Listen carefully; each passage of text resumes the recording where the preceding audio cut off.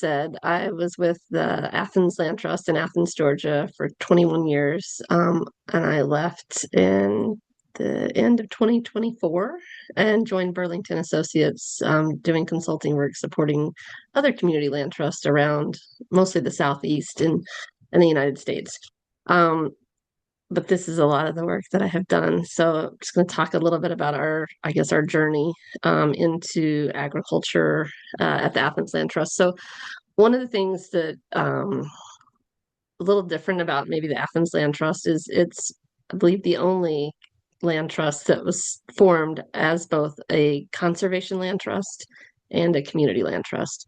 So from the very beginning, we were holding both tools in our structure. So you can go to the next slide. And I'll say that the early days, it was pretty clear when you'd answer the phone what someone was calling for, what purpose. So it was often either a landowner who'd had land in their family for um, multiple generations, looking to protect that land from development in exchange for tax benefits, or it was a community member calling looking for their first home who had never had access to land or owned property before.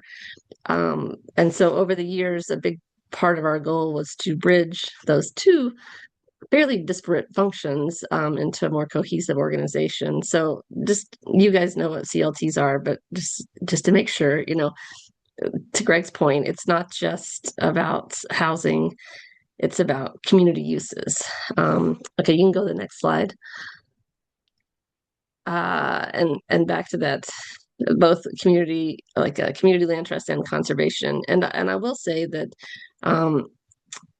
the community focus was mostly really in the town that we were located in. And over time, the conservation focus became more statewide because there were opportunities to protect land. And we saw that many conservation organizations, I think historically have come at it from a perspective, how do you protect land from people? So what ways do you put protections on to protect the ecosystem or the animals or the plant community and keep people off the land to make sure that those things are protected? And the way that we approached it pretty much from the beginning, it was how are you protecting land in a way that benefits people and benefits communities? So um, early on, we were one of the only land trusts. We were the first in the state to do farmland protection. Um, you can go to the next slide.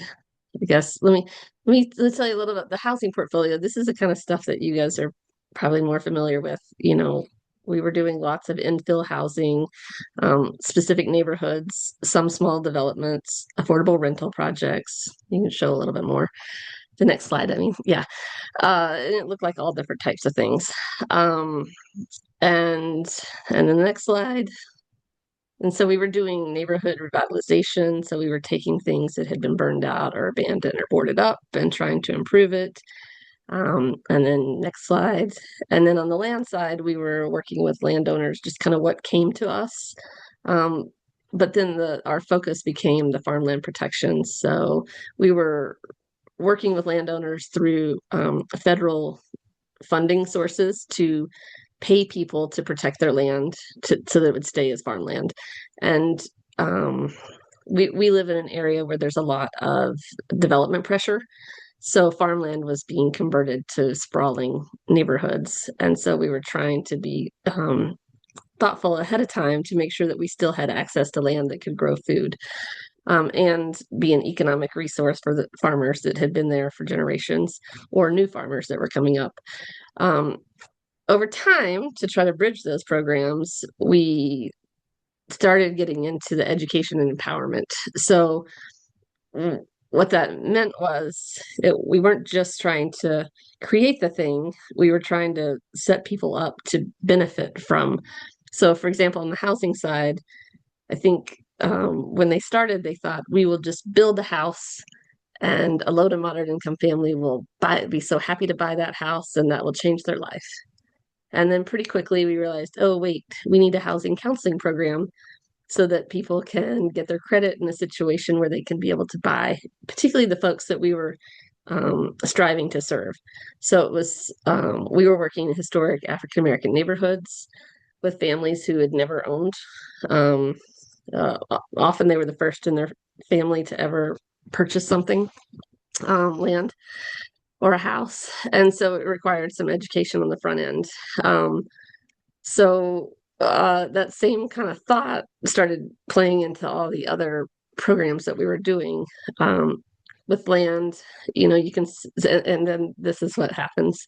Um, the more you're doing this targeted work, targeted in neighborhoods and in communities, and thinking about civic engagement and how you get people involved, it turned into lots of what I'm sure many of you have done, the charrette model or the dots or the post-it notes or the input sessions, all the different ways you hear from folks what their needs are.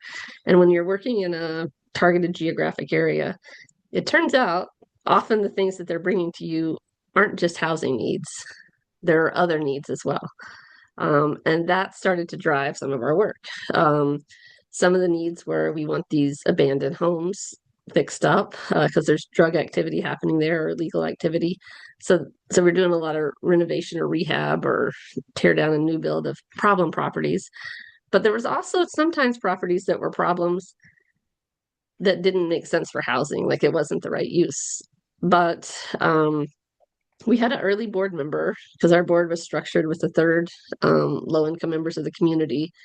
And she came to us because she was listening to these conversations about the conservation properties that we were protecting. And she said, there's this vacant lot in my neighborhood, and there's a lot of drug activity happening there. I've heard about this idea of community garden. Could you help us put one in my neighborhood? And so we did. Why not? And then that turned into working with the University of Georgia and other partners to do a network of community gardens because it turned out other neighborhoods also wanted these. And when this neighborhood tackled the issue of the problem property, it improved everything in the neighborhood. A lot of the illegal activity stopped. Neighbors started getting together. What Greg said about a third space, people were outside working together, and it built community identity and uh, pride in their community. It's being the first community garden. So then it turned into gardens, and then you can go to the next slide, I think, which then turned into this agriculture program because a lot of the neighborhood gardens wanted to be able to sell the things that they were growing to help with their income. But in our community, you couldn't sell things that were grown in residential areas. So we worked on getting things changed in the zoning code so that they could. But in the meantime, we found other land that they could grow on to sell. So then that turned into, urban farm, which then turned into a second urban farm, and then market opportunities for the growers. And then if you go to the next slide, then it turned into when we're doing these dots and these community feedback, what we were hearing from the younger residents in the neighborhoods were, we need jobs. And we live in a college town. And so there are lots of college kids that come in and take jobs that otherwise high school kids would have. So we started creating job training programs. So we were paying high school youth to learn agriculture skills and start small businesses around agriculture. And so they were getting paid to learn and working with the school system. And then if you go to the next slide, then that turned into some of these students would graduate from the program and be looking for kind of that next step. And then we started finding other farmers that they were apprenticing with or engaged with who had been locked out of access to government programs for farmers. So we started connecting small farmers to government programs and then training folks that were interested in farming as a career through classes and education programs. And if you go to the next slide. So then the second urban farm that we started became an incubation farm. So we were leasing out plots to 6 small farmers. with a guaranteed market for the things that they're selling is being sold to the school system and other institutional partners. Um, and then it's become an education space for other farm events, other small farmers coming for different workshops or speakers or demonstrations, um, even just potlucks and like a network where it's, farmers supporting each other with their own network. And then if you'll go to and actually one thing about that Williams Farm I'll mention, it was a great opportunity. It's a little over 5 acres right in our community, and it happened to be adjacent to 5 acres that we had protected for the neighborhood years before with a trail on it. And then we were able to purchase an adjacent property that is being built out as affordable housing. So it has kind of all three elements of what the land trust is focused on, right in one area that's all walkable. Anyway, okay, you can go to the next slide. And then that started turning into these incubation farmers are looking for access to farms when they graduate from the program. They need access to land that's affordable and reasonable, where they have long-term tenure that they can make investments in. That's one of the struggles is if you don't have good tenure on the land, it's hard to make the investments that you need to make farming work because it's hard enough to make it work. It's hard. It's hard. But so anyway, we've created a FarmLink program that matches farmers who are individuals or families who have farmland that they're not utilizing, but they'd like to still see it farmed. And they're offering up transition programs, long-term leases to new and beginning farmers.